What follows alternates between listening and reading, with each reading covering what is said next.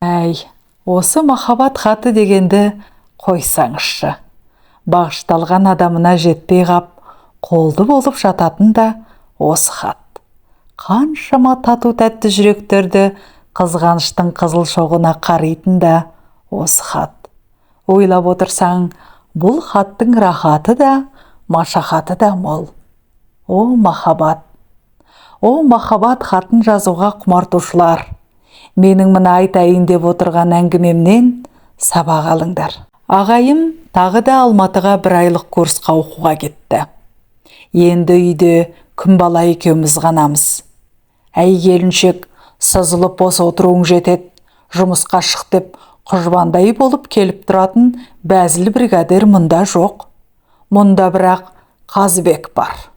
Иә, ағайым барда біздің үйден шықпайтын, ағайымның жан жолдасы, анау санақ мекемесінде істейтін жылтыр бет Қазбек. Бір күні біздің үйге Жолдыбай келді. Екеуміз өзенге қарай кетіп бара жатыр едік, арт жағымыздан күнбала шығып айқай салды. Жолдыбай, сен бері келші. Қасына барған Жолдыбайды күнбала үйге ертіп кіріп кетті. Мен әлгі орнымда таңырқағандай болып тұрмын. Жеңгем, менің жеңгем, неге мені шақырмай Жолдыбайды бөлектеп шақырды? Жолдыбай көп кешікпей шықты. Анадай жерде тұрған маған саған айтатын қызығым бар дегендей жымиып, көзінің астымен қарайды.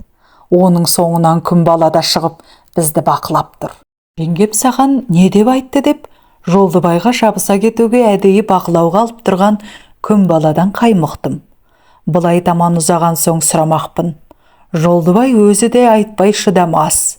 Суға барар жолда әлгінде айтқан санақ мекемесі бар, Қазбектің мекемесі. Сол араға таман келгенде Жолдыбай үндеместен кеңсеге қарай бұрылды. Мен де бұрылдым. Бөрене үйдің алдына келіп, міне енді іркіліп тоқтап тұрмыз. Күнбала бұл арадан бізді көрмейді. Не айтты ол саған? Жолдыбай қылмаң етеді, бір қолы қалтада. Саған бір нәрсе көрсетейін бе? Көрсет.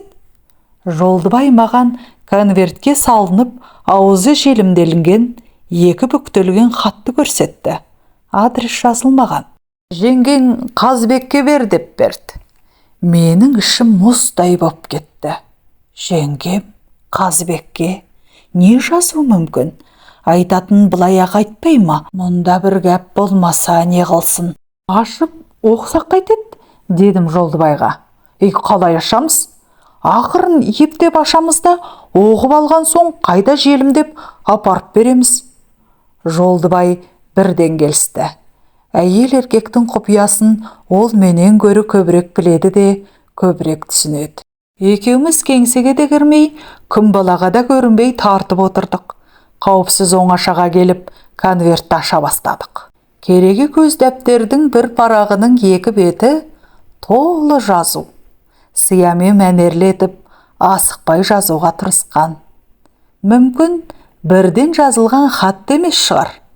Бұл тәрізді хаттар әдетте талай жазылып, талай жыртылады. Талай рет өңдеуден, жөндеуден өтеді. Талай өшіріліп, талай көшіріледі. Әр сөзі мұқ шегедей бекем болғанда ғана жіберіледі. Хат мазмұны қысқашалап айтқанда мынадай. Қазыбек бір кезде күнбалаға менің жеңгеме, менің періштемсің, сені көрмесем тұра алмайтын ауруға душар болдым деген. Сәбедей аңқау күнбала оған сенген де торға түскен. Арада бір талай күндер өтті, сатылған жоқ. Күнбала 2 көзі 4 болып Қазбекті күтеді. Ал Қазбек болса жоламайды. Бұл несі оның? Келекесі ме? Ыза менен күйініш ішін мысықтай тырналап отырып жазған шарасыз әйел осының бәрін қағаз бетіне қандай сөздермен түсіретінін оқушы, енді өзің жобалап білерсің. Жолдыбай үшін бұл қызық, тамаша. Ал мен үшін қасірет. Ішім қызғаныштан алай-дүлей болып кетті. Күнбаланы атарға оғым жоқ. Бәлем, тоқтай тұр. Келсін ағайым. Ағайым келгенде сонда не істемекпін? Шіркін, мына хатты қолына бере салсам, Жолдыбай көнер емес. Хатты Қазыбекке бермесем, күн бала мені құртат, дейді. Онда мен бұл хатты көшіріп алайын. Жолдыбай бұған көнді. Оқиғаның шеленсе түсуі оған да қызық. Екеуміз Жолдыбайдың үйіне келдік. Мен хатты көшіруге кірістім. Түпнұсқа алдымда жатыр. Бірде-бір сөзін бұзған да, қалдырған да жоқпын. Көшірілген хатты енді қайда сақтамақпын? Қалтамда жүрсе, біріншіден тозат, екіншіден жеңгем тауып алып қоюы мүмкін. Біздің үйдің қасында бір топ долан ағашы өседі. Әлгінің басында қара тоғайдың ұясы бар. Іші жұмсақ болсын деп шөп төсеген. Хатты ешкім ескермес деп сол ұяға шөптің астына тықтым да қойдым. Енді тек келсін ағайым. Күндер өтіп жатты. Хатты алған соң Қазыбек біздің үйге тағы да келе бастады. Орта бойлы, әдемі, сұрша жігіт киімді қатып киінеді. Аяғында анадай жалтыраған жеңіл хром етік, галифе шалбар, сырт жейде, белінде қып-қызыл жалпақ қайыс белбеу, басында жейдесі түстес қоңыр фуражка. Қолымнан келсе, мен дәл Қазыбекше киінер едім. Әлгі аталған киімдер Қазыбекке ғажап жарасады. Әрі қыры түспеген жаңа, әрі тап-таза. Бір түйір шаң тозаң оның үстінен жуымайды. Қашан көрсең де, өзі де, киімі де өткен жаңа шыққандай жарқырап, сәуле шашып тұрады. Келіншек, амансың ба? Сатылғаннан хат бар ма? Қашан келем дейді. Қазыбек жайдан жай келмейді біздің үйге. Алматыда оқып жатқан жолдасының менің ағайымның амандығын білуге келеді. Оны көргенде күн бала жеңгемнің көзі жайнап кетеді. Үйдегі арқалы жалғыз орындықтың үстін орамалымен бейпаздай сүртіп Қазыбекке ұсынады. Отыр. Қазыбек жайлап отырып жатады.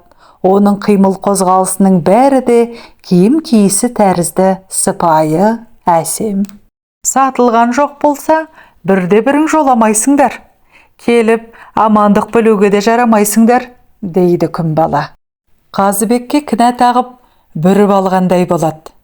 Қазыбек сөз таба біледі. Бай жоқ қатынның үйінде де бар. Бір күні болмаса, бір күні өсекке қаларсың. Қорқады екенсің ғой. Бұл қорқу емес, сақ болу. Ішімнен зығырым қайнап мен отырмын. Екі сайқалданыңдар. Мені ештеңе білмейді деп ойлайсыңдар ғой. Күліңдер, әзірше жетсіңдер. Күлкілерің қашанға барар екен. Сарғайып күткен күнде жетті. Оқудан ағайым келді. Күн бала шай қойып, жан таппай жүр. Күйеуін күте-күте, екі көзі төрт болып, зарыққан адам тәрізді. Ағайыммен амандасуға жолдас шоралары келді. Ішінде Қазыбек. Ол күлім балаға қалжың айта келді.